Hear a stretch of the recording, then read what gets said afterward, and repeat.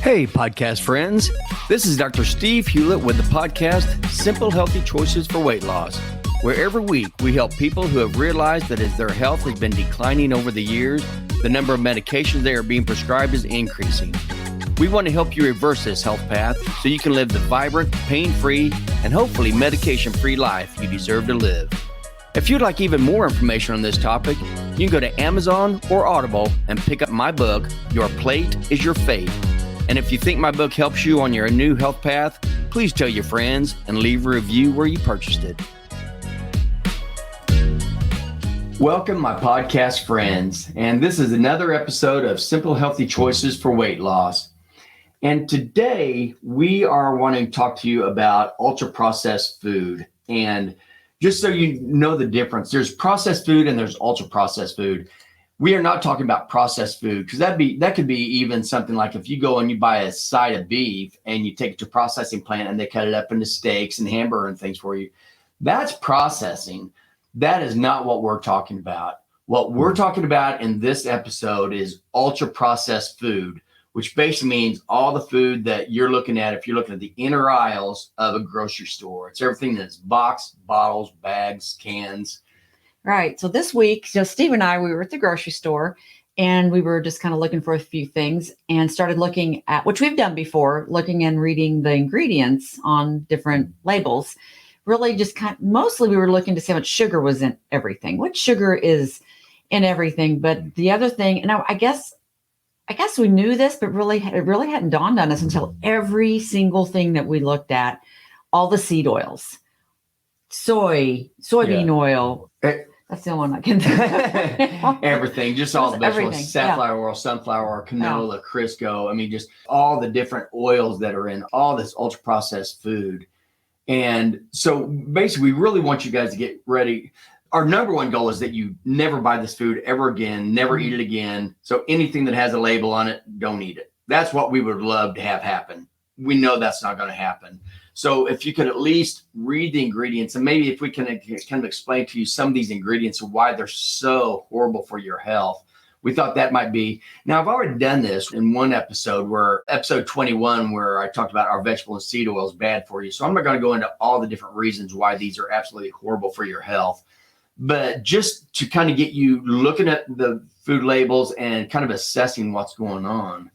So basically, when you're talking about, and it starts off because of obesity and type 2 diabetes, but really almost every disease state that we've seen has increased so much since our new dietary guidelines came out in 1977. We're seeing a lot more obesity than we ever did. Type 2 diabetes, we're seeing type 2 diabetes in kids that we never used to see before. We're seeing all kinds of cancers that we never saw before, all kinds of skin conditions, all kinds of high blood pressure, cardiovascular disease, Alzheimer's. I mean, the list goes on and on. If you look at all these disease states and when they really started getting bad, and almost every single one of them started around 1977, 1980, when our new dietary guidelines came out that told everybody that eating fat was bad. Eating fat's going to make you fat. Let's go to no fat, low fat diets. And ever since that happened, we have become the most sick country in the world. It's horrible what's happened to us because now we all know, at least those who actually know about nutrition, realize fat is not what makes you fat. Carbohydrates are what makes you fat because we're eating them continuously. We're turning those into fatty acids, which could turn into triglycerides and get stored. And so the whole key to good health, in a nutshell, is you want to keep your insulin levels low and you don't want to put anything in your body that causes inflammation. And when you look at all the ingredients, the main ingredients that are in all this stuff is we'll talk about different types of flours that are in that. Any flour is just powdered glucose. Okay, that's all it is. Anytime you eat any carbohydrate, it gets broken down to the basic building block, which is glucose. Every time you eat a carbohydrate, it gets turned to glucose. Your blood glucose levels go up, and this causes your insulin levels to rise. High insulin levels being maintained for long periods of time is what causes so much organ damage. And it also it's kind of the problem with, but besides obesity, But keeping our insulin levels high also keeps it to where we are hungry all the time. And it just kind of feeds itself. So you're eating this processed food, it makes you hungry, then you go and you eat more processed food. And all this processed food goes in, keeps your insulin levels high, causes you to store fat. It says all you can do is store fat, you can't even burn it. And again, I've had other episodes where I talk about all this stuff, so I'm not going to beat a dead horse on that one. But just realize that mainly when we talk about ultra-processed foods, they all have flour in it, they all have sugar and high fructose corn syrup in it.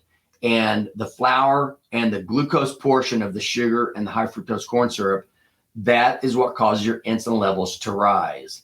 So we need to stay away from flour. We need to stay away from sugar and high fructose corn syrup. And of course, these are all the foods in the middle of the grocery stores. Yeah.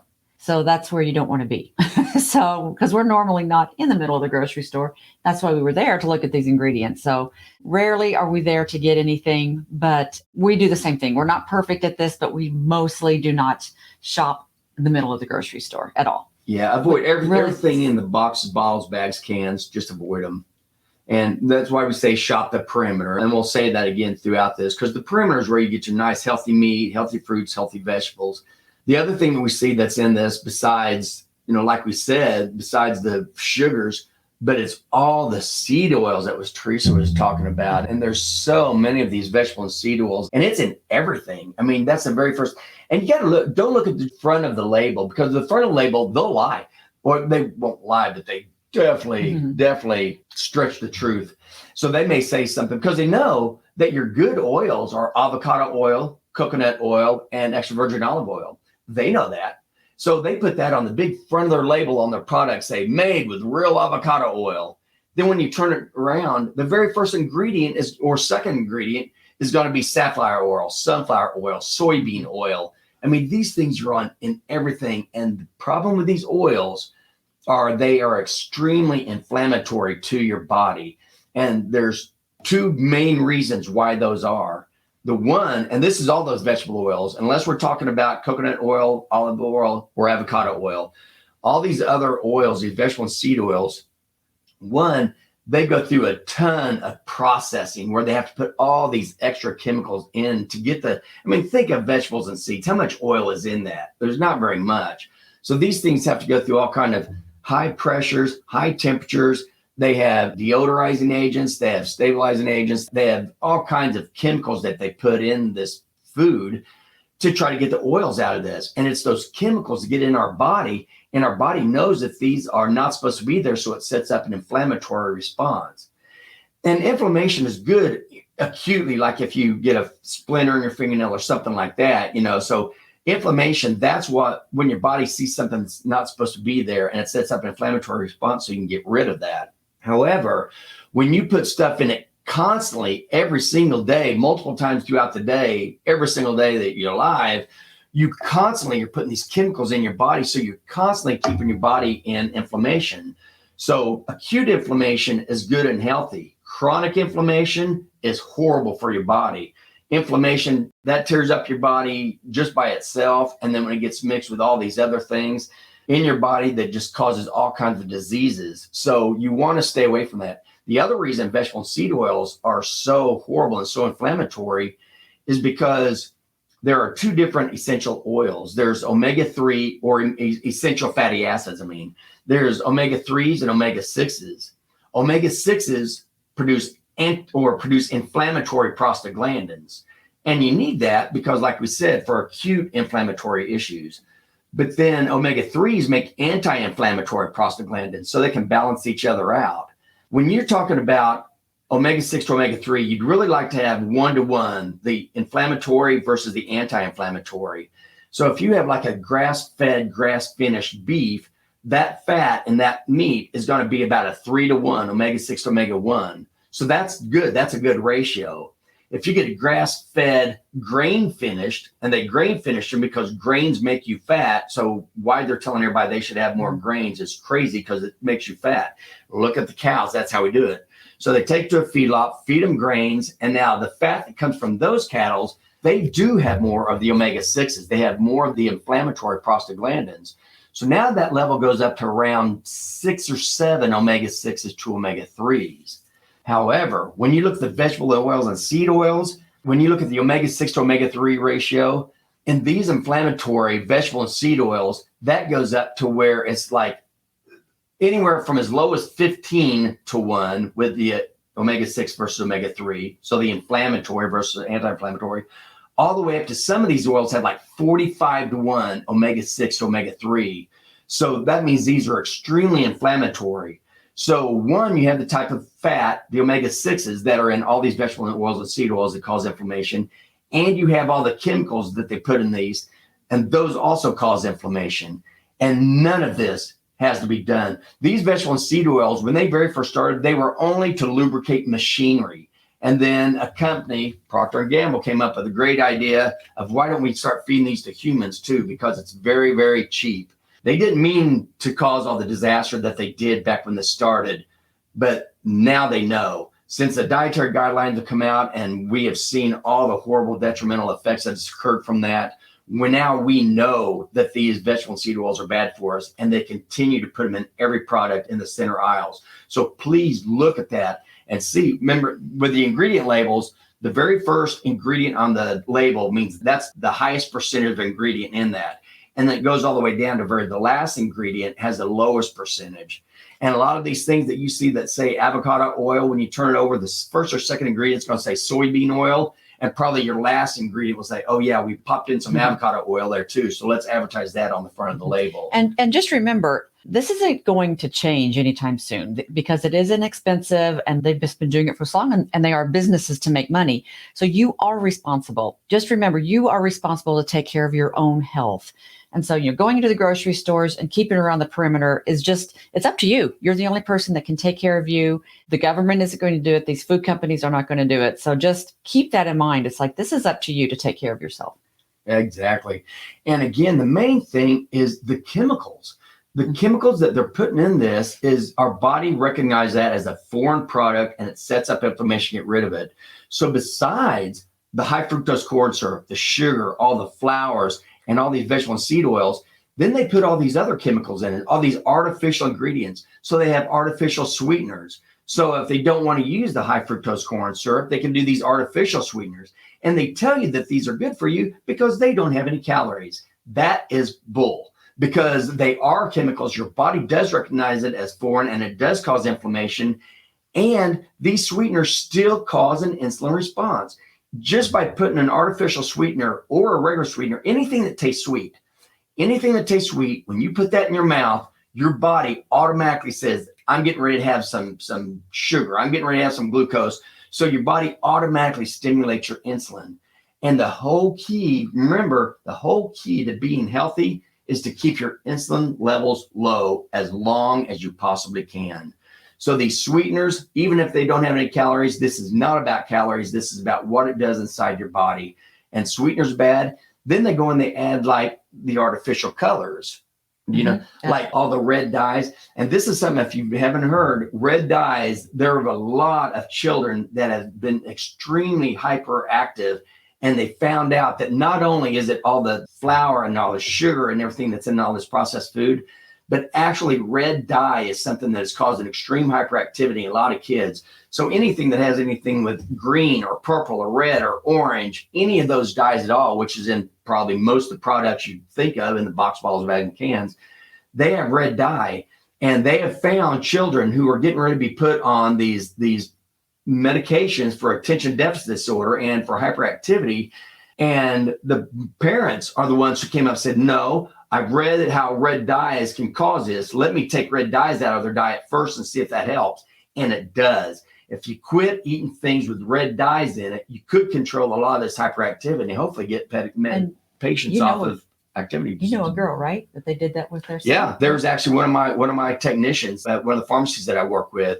Her little brother and little sister, she said they were so hyper, they were bouncing off the walls. And that's what they did, is they went through all the food and they took out everything that had this red dye in it, and they are not hyperactive anymore. And she said they were really crazy. They were really scared, but they really didn't want them put on medication. And now they found out about this red dye that they put in everything. They are elated that now there's actually a cause. But, it's not going to be hard. And then are the artificial flavors. These are just chemicals. If it says artificial flavoring, that means this is just another chemical that's going to cause inflammation in your body. So stay away from it. And they're going to make it very hard. If you're shopping down the inner aisle of the grocery store and in box balls, bags, cans, you're not going to be able to get away from this stuff. They put it in everything. So the only way to do it is to stay away from it. Maltodextrin is another big chemical that you're going to see in this. And maltodextrin is horrible for your body. As far as glucose, this is the glycemic index is based off glucose, where glucose is 100 and then everything else is based off how the amount of glucose you get after you eat a certain product. Maltodextrin is even higher than glucose on the glycemic index scale. So this stuff is horrible. It has a huge insulin response. So anything that has maltodextrin in it, stay away from that also. And they like to mix this with a lot of artificial sweeteners too, because it bulks it up. But you want to go and subsidize produce? I'll let you do that. The other thing is the food companies, they know this. And this is why, since they're making all this processed food, there are 3 main vegetables that are put into everything. We've already talked about all the high fructose corn syrup. Our sugar used to be made with either beet sugar or cane sugar, but then they found out about being able to make sugar out of corn. So now they have high fructose corn syrup, which is so much cheaper, and that can keep our food prices way down. However, this is, again, raises your insulin levels extremely high and is horrible, especially when you continue to keep them high. They have wheat and everything, and there's a lot of people with gluten allergies, but there's wheat and everything, there's corn and everything, and there's soy and everything. And since these are all what ultra-processed food companies use, this is where a lot of our government subsidies, the money that our government gets is supposed to go to our health, is actually going to these food companies. And if you look at it, all the subsidies that go to produce or to our farmers, period, probably 80% of all the money goes between corn, wheat, and soy. And the other 20% is mixing all the other farmers. And that's even meat farmers, that's chicken farmers, that's farmers who actually grow other types of vegetables besides corn, wheat, and soy. So this is not going to change. The food companies, like Theresa said, it's a business. They're making lots of money off you. You've got to put your money where your heart is. And if you truly believe, if you truly realize and understand how horrible this processed food is, you're not going to want to put your money there.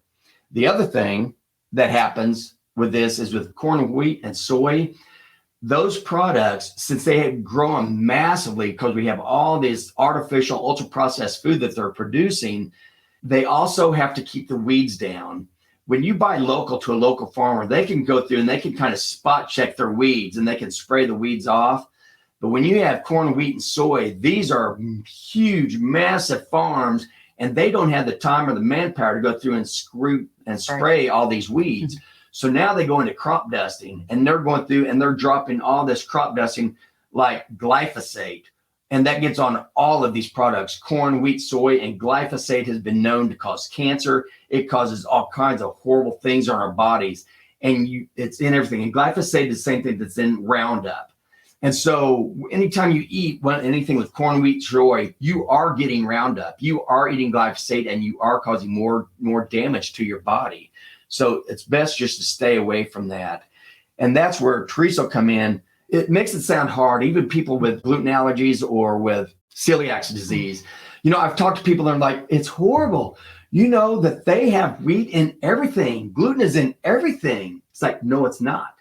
It is only in the products in the center aisles of the store. It's in your box, bottles, bags, and cans. And yes, you are right. They put it in everything. But you can get away from it from eating God-made food, real meat with real meat fat, real fruits, real vegetables. And if you eat that, the periphery of the store, you aren't going to have to worry about gluten anymore. And, you know, one of those things that we talk about are eating meat and vegetables. And, you know, local farmers, you want to get your vegetables from your local farmers. But we just purchased a side of beef just for me and Steve. It should last us a little over a year. And we figured with the processing and the meat, it's $6 a pound that we paid for this meat. And that includes our steaks that we got, everything. We got a ton of T-bone steaks. We got ribeyes. We got brisket. We've got roast. I mean, we've got a ton. And average over all of that is only $6 a pound. Right. And we're going to be able to eat off that for the rest of our year. And that was only half a cow. And you don't have to buy a whole side of beef. Right. Go in with some friends, buy a quarter of beef, buy an eighth of a beef, whatever you can afford, but buy local, buy from local farmers that they have grass-fed and grass-finished beef, and you'll feel so much better about it. And well, for one thing, you need to have a deep freeze to be able to keep your meat in because you want to keep it frozen. So if you can't afford to do these things, of course, it's perfectly fine to buy meat from Walmart. They have it on sale. Before this came in, I had just gone to Sam's and they had hamburger meat for $4 a pound. So I got about 6 pounds to hopefully tie us over, which it did. And so you can go to Walmart and Costco and Sam's and all these places to get meat and just shop for those things when they're on sale. And you can definitely do it that way. We really want to support our local farmers and the cattle farmers. We really want to support them. And that's why we've been doing this for years. And we just recently switched because our other person, they quit doing it, but through Israel Farms. So if you're around the Springfield, Missouri area, they're like close to Marionville. And they also sell this meat. And you can just walk in over there and just buy meat, however much you need. If you just need some hamburger meat or anything, or you can get like Steve was saying, a quarter of a side or half a side, share it with some friends. But that is just a great way to support locally. And then it's also better for you because theirs is grass-fed, grass-finished. And follow them on Facebook because they have all kinds of pictures of their cattle. And it's just beautiful to see them out there grazing on the grass, And again, that's called Israel Farms. Yeah. And we also, there's another local farmer that I just did a podcast with from Redfern Farms. Right. And, yes. And so you'll find farmers around. And again, with the Israel Farms and probably with Redfern, you don't even have to split a cow. If you just get so many pounds of meat, they've already got it cut and they'll have it frozen and they can just sell it to you that way. But it's freshly cut, freshly processed. Right. I forgot. Yeah. Redfern Farms, because they also are doing a monthly subscription, I believe. Yeah. They decided against it. Yeah, no, he was talking about so you'll hear it on that podcast. So anyway. But anyway, that's the main thing. So, and also, people think that it's so expensive to eat healthy, and it really isn't. Just like we said, you can find deals on meat. You can see when meat's cut down. Go to local farmers so you can have a grass-fed and hopefully grass-finished beef. But even if it's grass-fed, grain-finished, that's still going to be better than any of the stuff in the middle of the aisles. And remember, when you eat meat and fat, that stays in your stomach for long periods of time, so it keeps you feeling full for long periods of time, like hours to days. There are some people who go 2-3 days without eating. Theresa and I both have gone 3 days, yeah. two or 3 days without eating before. I did it once. But we only once or twice a day. And that's because we eat meat and fat and eggs, real eggs with avocado. And these things stay in your stomach. They keep you feeling full for long, so you don't feel like you have to eat all the time. The stuff that you get in the middle of the stores, they make it where you want to eat all the time, where you're always hungry. This food is not satiating. There's no nutrient value. So your body knows there's no nutrients. So it's going to keep you hungry. Plus all the sugar they put in there that cause your insulin levels to rise. And that also is going to make you hungry. So stay away from the things that just make you hungry with no nutrient value and actually make you sick because of all the processing chemicals and things they put in it. And eat real God-made food. You're going to be so much happier for it if you do. We weren't really sure how this podcast was going to go. We just hope you understand really the seriousness of it. And if you're looking at food and whether it's cheap or not, you have to figure in, if you are going to eat the ultra processed food that's in the box, bottles, bags, and cans, the middle aisles of the grocery store, besides adding up all the different times you eat throughout the day, because that stuff will not keep you full, you have to add in how much do you spend on medications, how much you spend on doctor's visits, and how much you spend on hospitalizations each year, because that food causes those things. There's a whole group of people that don't eat anything but eat God-made food, real meat, real fruit, real vegetables. They are on zero medications, like Theresa and I, never go to the doctor's office, like Theresa and I, and they never get hospitalized for any of these things. And like Theresa and I, we are not the only ones by any means. There are a lot of people, but I think there's a whole group. They don't realize there's one whole group that thinks that they eat this way and they just think doctor's offices and hospital bills and medications, that's just a normal way of life. And it's not, because there's a whole other group of people that don't eat that way and they don't have to deal with any of that. They can spend their money on things that they enjoy doing.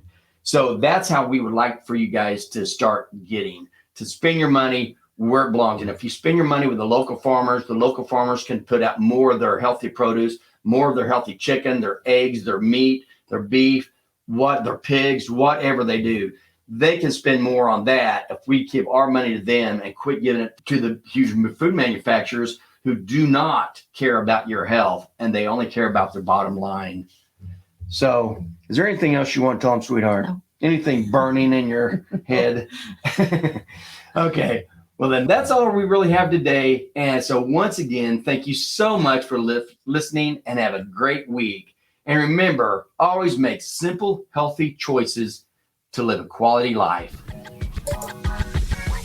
If you enjoyed this podcast, please hit the subscribe button below and be sure to tell someone else who may want to change their health path as well.